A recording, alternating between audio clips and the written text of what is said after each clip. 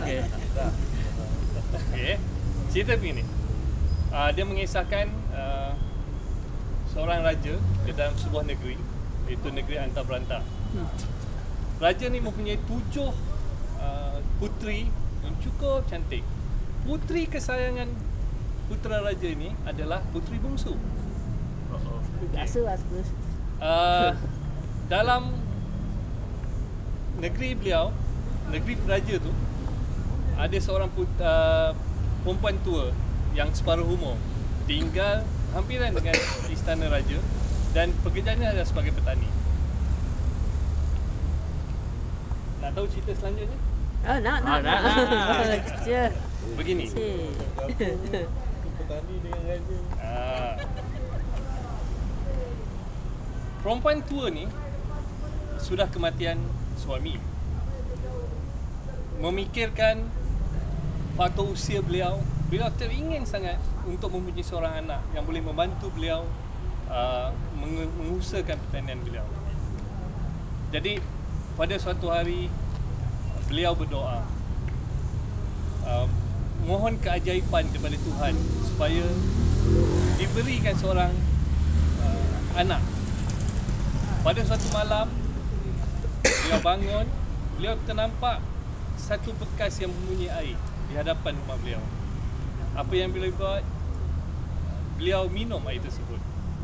Dengan izin Tuhan, beliau mengandung. Selama 9 bulan beliau berhempas pulas menjaga kandungan beliau. Akhirnya lahirlah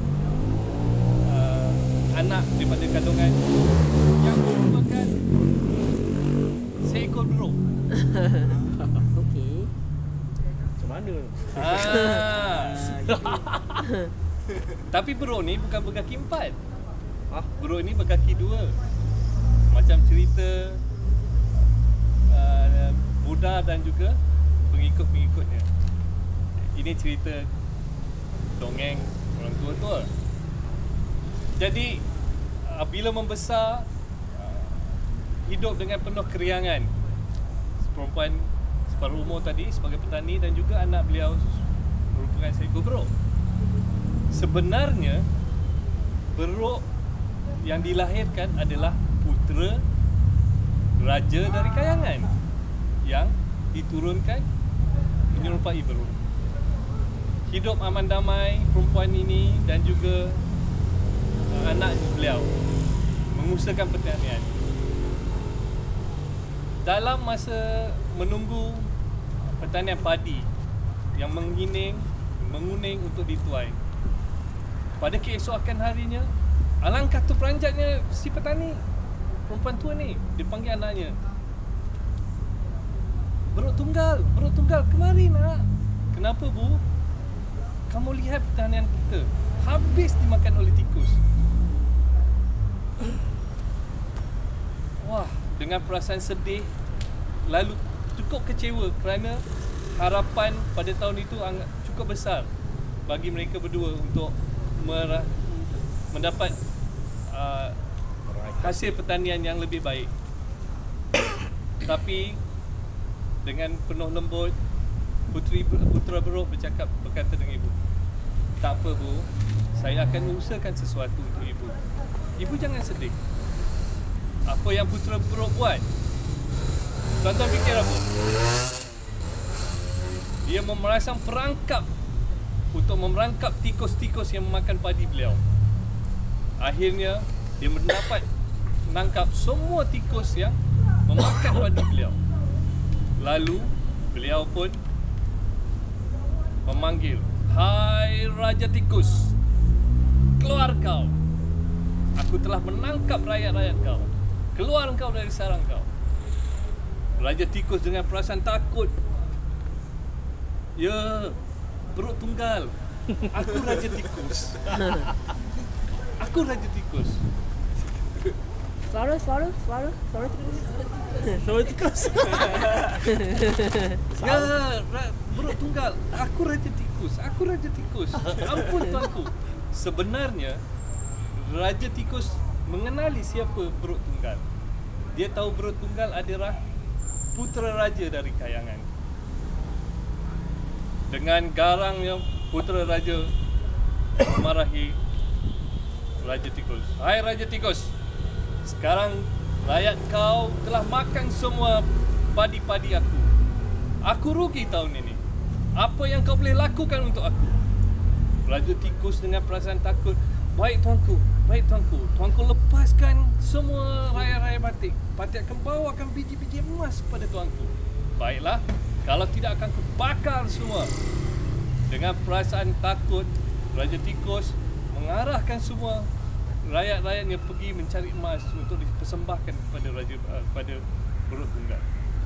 Maka keesokan harinya berlambaklah, penuhlah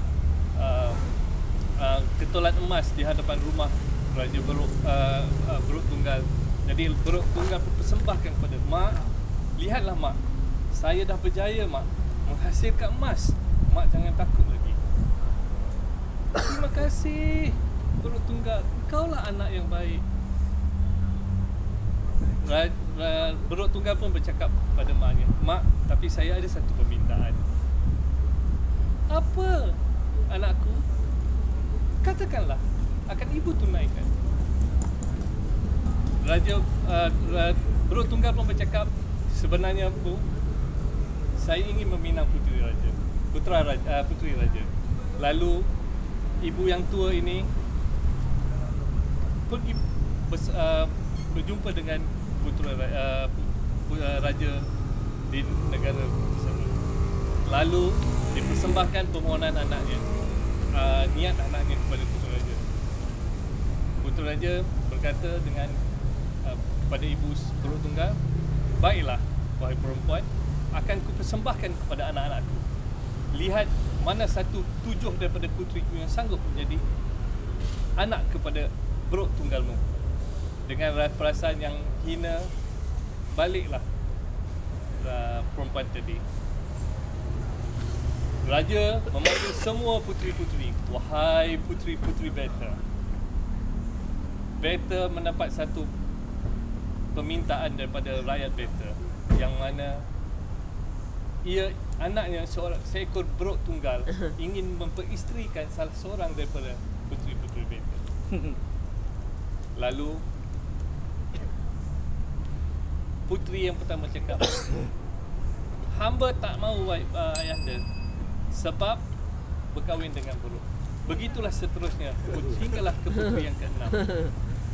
Tiba-tiba puteri yang ke-7 adalah puteri kesayangan raja. Puteri itu sanggup kerana puteri ini sungguh lemah lembut dan berhikmah. Dia percaya ada suatu keajaiban akan berlaku, tapi dengan perasaan sedih sebab puteri yang sanggup adalah puteri yang paling disayang oleh raja. Pada malam tersebut berceritalah raja tersebut pada Permaisuri, bagaimana ya Permaisuri kita nak mengatasi masalah ni. Takkan kita nak kahwinkan puteri bungsu kita dengan orang miskin. Jadi puteri pun dengan rasa megahnya, tak mengapa, better ada cara untuk mengatasinya. And putera raja pun berkata, apa itu? Apa dia? Permaisuri ke? Kita minta cincin belian bernilai 2.4 juta. Tentu si miskin takkan dapat Alhamdulillah mengadakannya.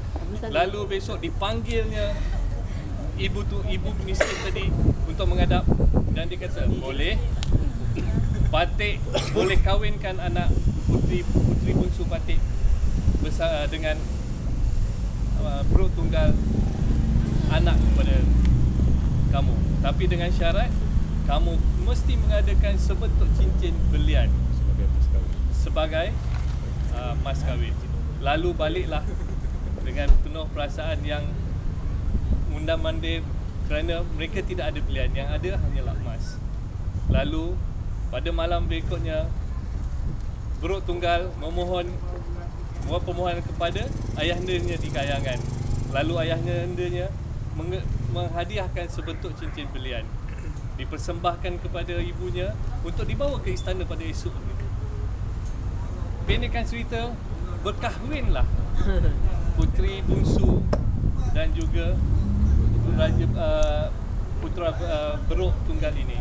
Tapi oleh kerana putera raja tidak mahu rakyat tahu puteri kesayangan beliau berkahwin dengan beruk, lalu dihalaunya keluar daripada istana. Beruk tunggal bercakap dengan isterinya, "Jangan sedih wahai isteriku. Marilah balik ke pondok buruk hamba. Di sana kita lebih aman." Sampai di pondok buruk bermalam, maka tidurlah. Apa yang berlaku pada malam tu?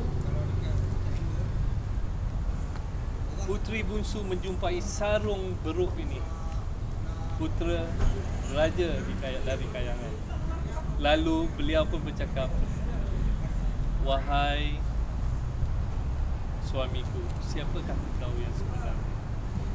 Lalu putera beruk bercakap, "Sebenarnya aku seorang putera dari kayangan. Kalau kau telah mengetahui rahsiaku, bakarlah sarung itu dan abunya kau tabur di depan rumah dan kau mohonlah apa yang perlu kau mohon." Lalu puteri bungsu membakar dan membuat permohonan sebuah istana yang cantik dan menawan.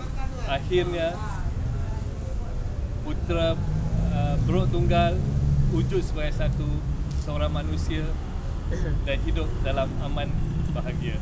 Sekian, terima kasih. Okay, terima kasih. Sorry Mustafa. pada cerita ni.